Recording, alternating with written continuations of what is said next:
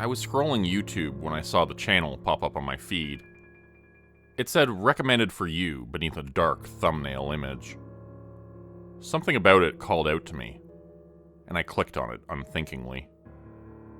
A loud, baritone voice began to speak, filling my living room with sound. Strangely, I can't remember what it said, only the deep, entrancing way in which it spoke, and the insidious pain of it boring into my brain, like the dentist's drill during a root canal. It was painful, but new and exciting.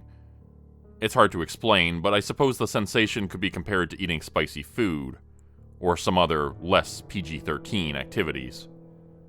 Hurts so good, as they say. My head was swimming with endorphins and adrenaline, and all I wanted to do was watch the video again. So I clicked the replay button. My head was buzzing afterwards, my ears ringing, a warm trickle of something wet leaking from each side of my head, and I raised my fingers to touch the dampness of blood running down my cheeks, both from my ears and my eyes. I remember laughing then, the reverberations of my demented chuckles ringing off the walls of my living room as I stared at the blank, black screen and the replay button waiting to be clicked, begging for it. My teeth hurt. My knees were wobbling and my hands were shaking as I maneuvered the mouse to click on the elusive button to give me another fix, another hit, another bump of pain and power, and something clinked as it hit the floor. The video was over again. I looked down to see not one, but several of my teeth had fallen out without me noticing. They sat on the floor, staring up at me. "Watch it again," my bloody molar said. "You know you want to," coaxed an incisor just next to it. I hit the button and the video began to play once more. And after that, I must have watched it again. Several dozen more times, in fact. When I opened my eyes, I looked around and saw it was morning.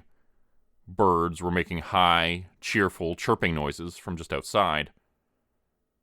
They would enjoy this too, I thought. Everyone needs to see this. So I sent the link to everyone I knew, and then I began moving furniture. With an extension cord, I hooked up the big TV outside on my front lawn. My eyes were tired and were closing involuntarily by that point. Blood was dripping from the holes where my teeth had been and was running from my ears and eyes. I left footprints everywhere in the blood as I limped in and out, getting everything set up. Finally, it was done. A small crowd of neighbors had gathered, seeing my bloody progress and wondering what I was up to. "Watch," I said, hitting play. "You're gonna love this." I stood back and observed as their jaws dropped, their eyes glazing over as drool began to pour from their lips. It was the first time I had seen someone else watching the video, and I realized upon seeing their reactions just how strange all of this was. It hadn't occurred to me until that moment that something might be wrong with the video. It just felt so good watching it that I wanted everyone to feel that pleasure. But now that I saw my friends and neighbors watching, I gradually became aware that something wasn't right. Something insidious was happening when people watched that YouTube clip, and it was doing something to their minds. Lazily, slowly, I began to move my arms, flexing my fingers and looking down at them. I reached up and felt the gaps in my gums where teeth had previously been planted, and I screamed. A howling, guttural scream that caused babies to wake from their naps and made them join me in my high-pitched release of terror. The neighbors around the television, they didn't seem to notice, though. They stared in fixed fascination at the screen, the zombie glow on their faces exposing their drooling mouths and glazed-over eyes. All of a sudden, the video stopped playing. It was over, and people were shaking their heads and looking around, as if coming out of a trance. A trance that they desperately wanted to continue. "Again," someone said firmly. "More." said another. I began to stutter and try to speak, my words coming out uncertainly at first. No, I said. It's bad. There's something wrong with it. I couldn't articulate it any better than that, and went around to the back of the computer to unplug it. More neighbors were coming out of their houses, having heard my screaming and having seen the crowd forming. They wandered over just as the small crowd began to turn on me. He doesn't want us to see, someone muttered angrily. He wants it for himself. All for himself. The voices began to blend together in a growing rabble of noise as a dozen other people meandered over. A large man named Bill, who lived 2 doors down from me, suddenly jumped me and grabbed my wrist as I was unplugging wires. He snapped my right index finger without warning, pulling it backwards until the bone snapped and shards poked through the skin. Blood spurted and gushed, but he seemed not to care, only looking into my eyes as he continued to pull the finger backwards, further and further. More! I need more! He said in a deep, angry voice, clenching his teeth and grinding them afterwards. I screamed again, and those other neighbors joining the crowd began to protest. But then, someone hit the play button again. The crowd, now double the original size, stood in fascinated awe, watching the video as it played. Bill threw me to the ground and raced back to watch like a little kid waking up early for Saturday morning cartoons. He laughed with giddy excitement, and then his jaw dropped and drool began to drip as he observed the screen once again. His laughter turned to an imbecile huh, huh, huh, that reminded me of Steinbeck's Lenny Small. Despite my finger being broken, I knew I had to do something, and quickly. If I didn't, who knew how far this would go? This video was like a parasite. It fed on human minds and didn't let go. It turned us into gibbering idiots, and if my missing teeth were any indication, it injured more than just our minds. That was when it occurred to me what I should do. While they were all standing there, entranced and captivated by the video, I ran inside my house. My modem was hooked up there, and that was the answer to the problem. I would unplug it from the source, and I would lock my doors and windows so no one could get inside. I took out my cell phone and called the police, dialing 911 with a trembling thumb, avoiding my broken hand completely. Putting it on speakerphone, I locked the door behind me and ran over to my modem. The emergency operator picked up, and I told her simply that I had been assaulted, that a neighbor had broken my finger and I was now barricaded inside my house. I told her the man was outside trying to get in and that they should hurry. None of this was a complete lie, as soon enough I knew that the entire neighborhood would be trying to get inside. And the part about the assault was obviously true as well. Still, I was a little nervous as I hung up the phone, while the operator was mid-sentence telling me to stay on the line.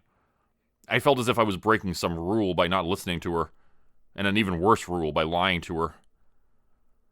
Those concerns were forgotten moments later, though, as I unplugged the modem and people began to pound on the door with angry fists. Suddenly, I had something much worse to be worried about. The crowd crashed in with the force of a half-dozen men, enraged and red-faced with anger. They swarmed me, spittle flying, as they demanded with slurring voices that I fix it. Whatever I had done, I needed to fix it. I refused, and the pain began immediately. One man threw my head against the wall, my body trailing behind with a delayed reaction that made my spine pop noisily out of place. The drywall caved in under the weight of my skull, and I coughed out white dust and spit particles of paint as a horrible headache spread outwards from the top of my dome. Another man produced a knife from his pocket and went quickly to my ear with it, beginning to hack with the smooth blade in quick seesaw motions. Blood spurted from my head as I screamed, and other men restrained me, telling me over and over again, "Fix it! Fix it! Fix it now!" More people were streaming in through the door suddenly. All of the neighbors were squeezing through the door frame with total disregard for their own safety, mashing their faces against the trim just to get through. I heard ribs cracking and breaking, but saw no signs of pain as they began to press in all around me.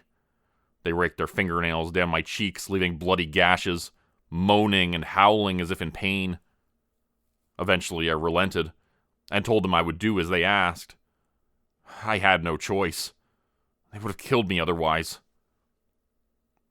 I plugged the modem in again, and told them to go outside and watch the video, The group of them raced back out, showing the same disregard for their own safety as before, if not more. One man dove through the front window, shattering the glass, and the rest squeezed through the door and window in bunches. By now, everyone in the neighborhood was out front, and the crowd which had formed was a growing horde.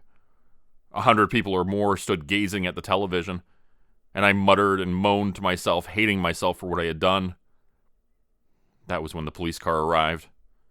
They must have called for backup, since more were there within a few minutes.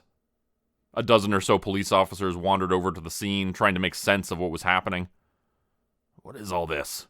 they asked the crowd as people blinked their eyes and looked around. The video had ended once again, and they were desperate for more.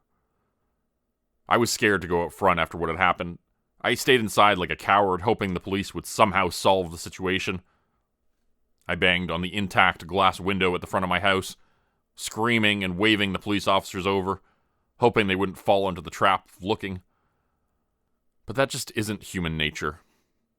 If one person stands on a busy street corner looking up at the sky, as if seeing something of great interest, others will join him. And maybe even a few cops will come to look as well. And that's exactly what happened.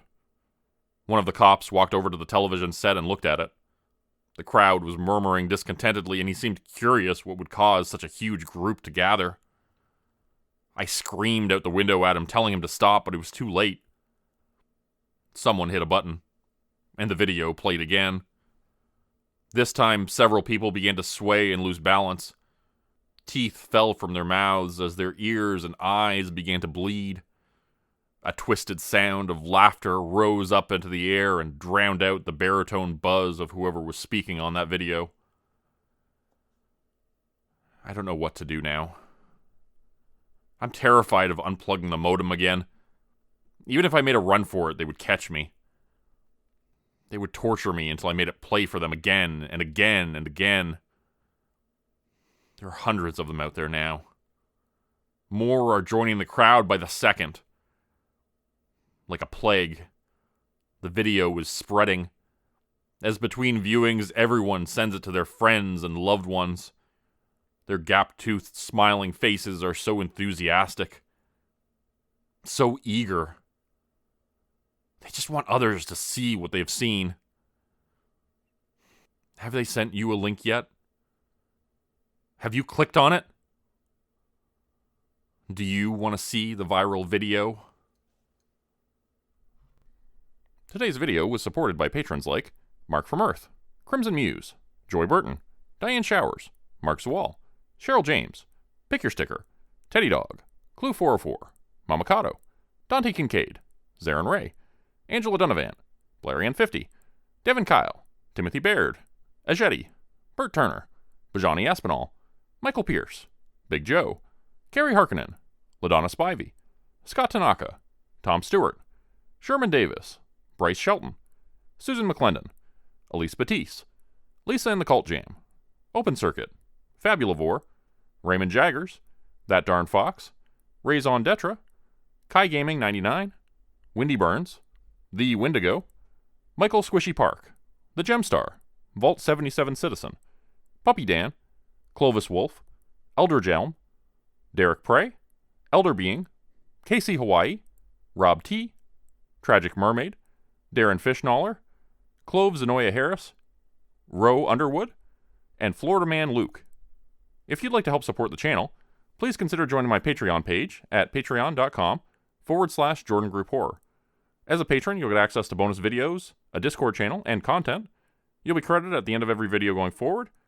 And if you decide to stay for 3 months, I'll name a character after you which will be featured in the next Hollow's End story. Links to join the Patreon are in the description. Thanks everyone for listening. Please like, subscribe, and comment to help the channel continue to grow. It really does help out a lot. And see you again next time at 4 p.m. Eastern Standard Time. Hope you have a great night.